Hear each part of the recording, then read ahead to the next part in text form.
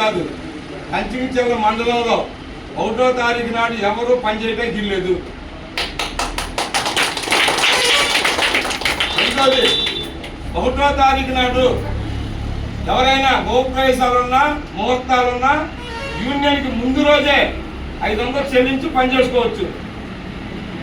రెండోది, యూనియన్ సభ్యత్వం ఉండి ఎవరైనా 10వ తారీఖు పనిచేస్తే వాళ్ళకి మేము చెప్పాం, వాళ్ళ సభ్యత్వం ఆ రోజు నుంచి రద్దు అవుతుంది.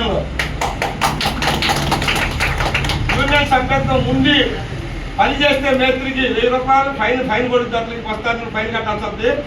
రెండో అంశం, ముఖ్యమైన అంశం చెప్పబోతున్నా, ఇక నుంచి యూనియన్లో సభ్యత్వం ఉన్న ఏ కార్మికుడికైనా అలాగేనండి, యూనియన్లో సభ్యత్వం ఉన్న ఏ కార్మికుడికైనా ప్రమాదం జరిగినా మరణించిన యూనియన్ నుంచి వాళ్ళ కుటుంబ ఆర్థిక పరిస్థితులు అంచనా వేసి 5,000 లోపు యూనియన్ నుంచి ఆర్థిక సహాయం ఇవ్వబడుతుంది.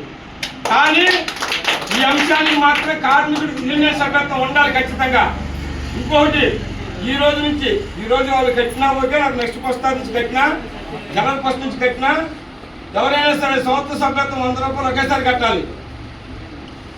సభ్యత్వం కట్టాం కదా అని చెప్పని మనకు 12 నెలలు నాకు సభ్యత్వం ఉందని చెప్పి మీరు ఏడా ఉంటే కాదు. ఎవరికైనా ఏదైనా సమస్య వచ్చినా లేకపోతే ఎవరికైనా ఇబ్బంది జరిగినా ఇందాక చెప్పిన 5,000 లోపు ఆర్థిక సహాయం అందజేస్తామని, అట్లాంటి పరిస్థితి వచ్చినా 3 నెలలకు ఒకసారి ఆఫీసులో సంతకం లేకపోతే కార్మికుడికి ఆ కార్మికుడి సమస్య పట్టించుకోవడం జరగదు. ఇది బాగా గుర్తుపెట్టుకోండి. ఎందుకంటే మనం ముందు రమ్మన్నామంటే మన ఇంతకుముందు కార్మికుల కోసం మన యూనియన్లో పనిచేస్తున్నాం, కానీ కార్మికులతో మన యూనియన్ నుంచి ఏమి ఇట్లా. అందుకని ఇక నుంచి ఇప్పుడు ఈ ఆఫీస్ ఏర్పాటు చేసేదానికి కూడా ముందు సమావేశం చేసే మేత్రులతో సొంత మేత్రి ప్రతి సంవత్సరం కూడా డిసెంబర్ నెలలో 2,000 రూపాయలు యూనియన్కి ఫండ్ ఇవ్వాలి. ఆ డబ్బులనే యూనియన్ అకౌంట్ ఓపెన్ చేసి బ్యాంకులో వేసి ప్రతి నెల ఈ ఆఫీస్కి అతికి చెల్లిస్తాం. దాన్ని బనాయించే బాధ్యత ఊళ్ళో ఉన్న సొంత మేత్రులందరినీ.